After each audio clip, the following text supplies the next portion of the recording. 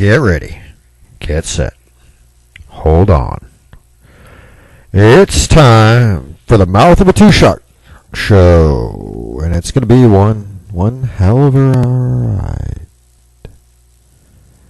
It's Thursday, July 31st, and I'm your host, Paul-Gregory Matuszak. And I'm here with you this Thursday morning for about an hour, unless you're listening to the podcast later on, in which case I'm with you as long as you want. You can go and re-listen to the same clip over and over, or you can just shut me up. But if you're listening to this live, just hold on, because you're stuck. Anyway, good morning, folks. Great Thursday morning. Got today's show, got tomorrow's show, and then a whole weekend. But there's a lot going on today. We have a lot of work to do. Got to roll up them sleeves, get ready, and dig in deep. Get ready to finish out that week. And it's not only us that has the work to get done on our various projects, be they, whether you work doing carpentry or electrical repair or plumbing, or you work in an office doing IT work, or something in the healthcare field, or whatever you do for a living. It's also our politicians in Washington who have a lot of work to get done today. Of course, that most likely means one of two things. Either they're just not going to get to it, in which case what needs to get done won't get done, or they're going to rush through it. They're not going to bother to read everything. And we, the people, again, are going to get screwed, especially when we have people in Washington, our representatives, our senators, and our representatives in the House, who actually do think the way that Congresswoman Eleanor Norton, the representative for the District of Columbia, feels. Let me just remind you how she thinks our government works.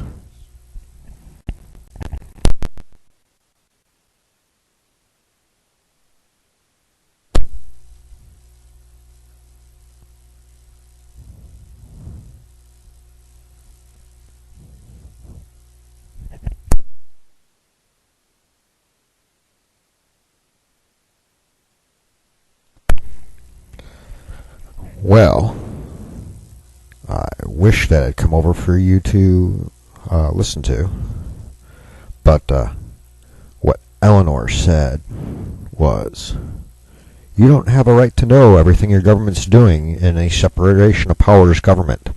This isn't a parliamentary government. This is a separation of powers government, and you don't have a right to know what the government's doing. Now, it's a little 17-second clip, and it's may be taken out of context of what's going on there, but that was in front of I want to say it was a committee meeting on at the House Oversight Committee, Daryl Issa's committee, and I think it may have had something to do with the Lois Lerner IRS targeting thing and other issues going on where there were allegedly secret meetings and deals being done within the White House and within certain chambers of Congress that never got the full public purview they really should get, or not public purview, but public review that they should have gotten. And it's also possible that this related to various bills that have been suggested to limit the First Amendment and to kind of say there has to be some kind of a government agency that licenses journalists, so that the freedom of press only applies to people who are certified, licensed journalists.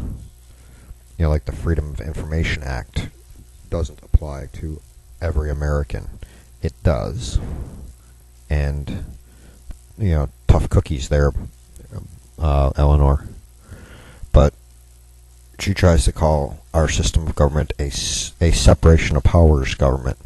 Well, and then she kind of alludes to that meaning that our elected representatives are the elite powers, and they're somehow separate and above the people. That's the way it comes across to me anyway. So, with that kind of attitude bouncing around by at least one, if not more, member of Congress up there, be it a senator or representative, it's very possible that with the mad dash rush that Congress has to get accomplished today, that we the people are going to end up getting screwed, because whatever laws they pass, of course, don't apply to them. They only apply to the little people, and, well, they're the little people. So, if that concept doesn't scare you, now I'm not saying it's everybody up there, but the fact there's one means there's too many. One representative in the House of Representatives who doesn't understand the Constitution and our system of government is too many. Heck, one child who's graduating from 8th grade and heading into high school who doesn't have a basic understanding of our Constitution is too many. These days, I don't know what the schools are doing as far as teaching government or civics. But when I was growing up in the formerly decent state of Illinois, because when I grew up we had a Republican governor, his name was Governor Thompson, but, oh, by the way, the first Republican president of the United States was also out of the state of Illinois. His name was Abraham Lincoln. Remember him? The great racist to abolish slavery? Yeah. Anyway, there was a law in the books in Illinois that in order to graduate 8th grade and qualify to go to high school, you had to pass 2 tests. One was on the Illinois state constitution. The other one was on the U.S. Constitution.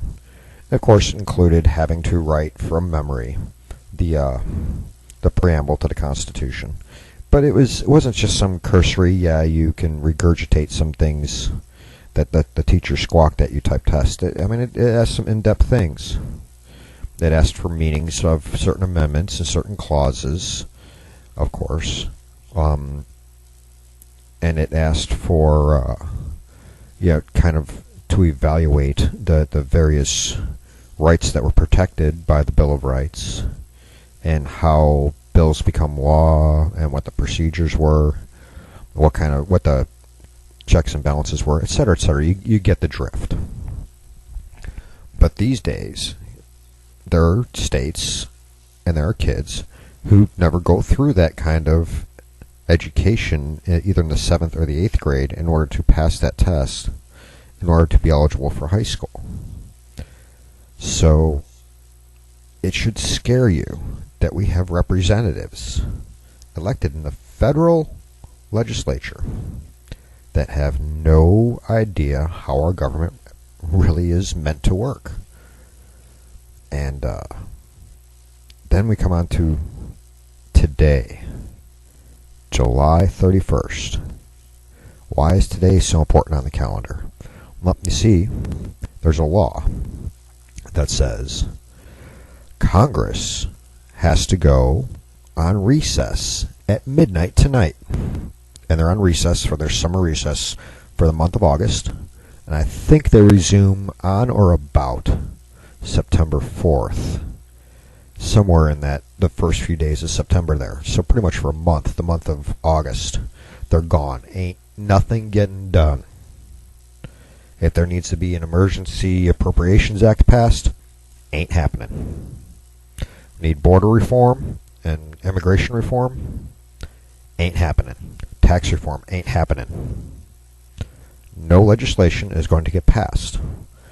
Now, what should really shake you in your boots is, although Obama got his wrist slapped and his fingers smacked with a ruler there over his National Labor Relations Board appointments for being unconstitutional because he appointed them when there was no recess. Well, now he's going to have a whole month to appoint a whole bunch of people and not have to worry about confirmation hearings. You think he's going to do it? Probably. I wouldn't put it past him. Because now I can say, nah. The Supreme Court said I can do this because you are in recess, so I'm going to do it. And you know, the president we have now, he has his pen and he has his phone and he's going to do whatever the heck he feels like doing. So, just consider that. And now consider all the things sitting on the table that are awaiting votes and awaiting legislation to get passed that need to get done and need to get done soon. We have floods of illegal aliens coming across the border. And while it's been going on for decades, and probably longer than that, and it's always been a problem. It has been one that really has never been completely fixed. It's been mitigated, but not fixed. Well, now, thanks to executive policies coming out of the White House, there's incentives for these kids who are coming. Their parents are sending them along. You know, some of them are going with parents or with a cousin or uncle or somebody who paid to be their, big brother or uncle or cousin or whatever, because they're kids for hire in some cases, to be anchor children. But they're coming. They're coming in droves. And a lot of them are coming across the border, thousands in fact, and they're getting here and going, after getting through Mexico, they're going, I'm done, I made it this far, I am tired of hiding and running and sneaking. And Mr. Border Patrol agent, just give me water. Give me a bed. And then they're put into these detention centers and processed, and they're so overcrowded that they're looking like concentration camps out of World War II Germany. So, not the greatest of conditions for them. So, do we have, issues with the border right now? Now, and then you have to consider that with the thousands that are turning themselves in, because that's what most of them did, is turn themselves in. How many aren't? How many didn't? How many snuck straight through? And then you hear the statistics on how many of them have diseases or parasites such as scabies or body lice, etc. That and they have diseases that we've been for decades giving immunization shots here in the United States, but now we have this big push of don't get your kids immunized because the immunization shots can cause them damages, maybe. Things like rubella and measles and mumps. So we have American parents who have decided not to immunize their kids because when was the last time we had an outbreak of measles or mumps? It's been a long time. Why? Because most kids get immunized. But now we have kids coming from countries where they don't give those immunizations, and they have these diseases, whether they're just carrying them or they're symptomatic and contagious. And they're sneaking across the border and exposing American citizens to these diseases. So we have that going on. And then these kids are lacking in food and water, as well as the medical attention that they need. And they don't need the medical attention just to save their lives, although that would be the nice thing to do, the charitable thing to do. For you Christians, the Christian thing to do, and for you Druids, because I'm a Druid, by the way. For those who are of the pagan persuasion, it's the hospitable thing to do. It goes into what we call the spirit of ghosty. So, in other words, it's like just the right and nice thing to do.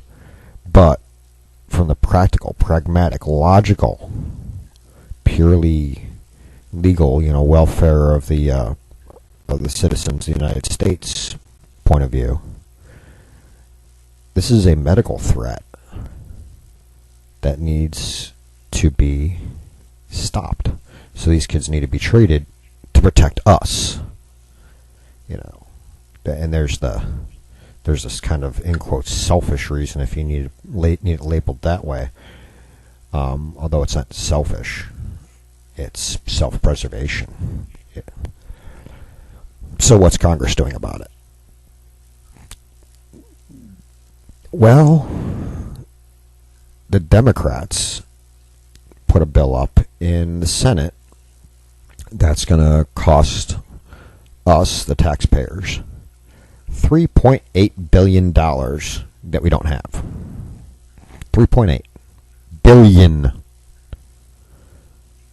Think about that. Michael Moore is worth what? 50 million? So how many Michael Moores would it take to tax at 100% of everything you own to pay for this Democratic border bill? At or at 50 million? That's what, 65? 66? Somebody's good at math. Go and check my math there. But 50 goes into 3,800 how many times? So, yeah. But hey, according to Michael Moore, we, the working people, need to pay our fair share.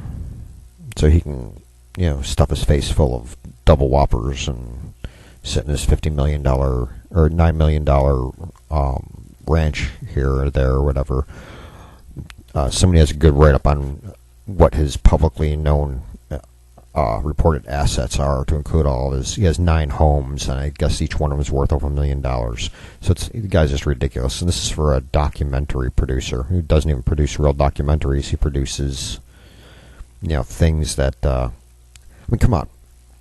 I had soldiers that he interviewed for one of his so-called documentaries, and they gave their statements, and they said, I don't want to say that they gave the talking points that they were told, you will say this to the press. That's not exactly the way it works. But they told the truth, and they were loyal to the, to the armed service and loyal to the mission, and told, as well as telling the truth about what was going on. And Michael Moore took their statements and cut them. They cut out words like not and other things. And basically, when he stitched together the interviews, suddenly these people that he interviewed were saying in the movie were saying the exact opposite of what they really said in real life. Is that honest documentary making? No. Well, that's what Michael Moore does. Did those words come out of those people's mouth? Yes. The thing is, the words in between that were cut out completely changed the meaning of their sentences. Yeah. Interesting there. But anyway, the Senate has their $3.8 billion bill proposed, and they voted for cloture yesterday. And it was a 63-33 vote with 4 abstains. We had 2 left-wingers cross over and vote with the 31 Republicans who opposed cloture, who were going for the modern version of a filibuster. The modern version, of course, is we're just not going to pass the vote to allow us to pass a vote. So we had 2 cross the line to oppose. But we also had numerous cross the line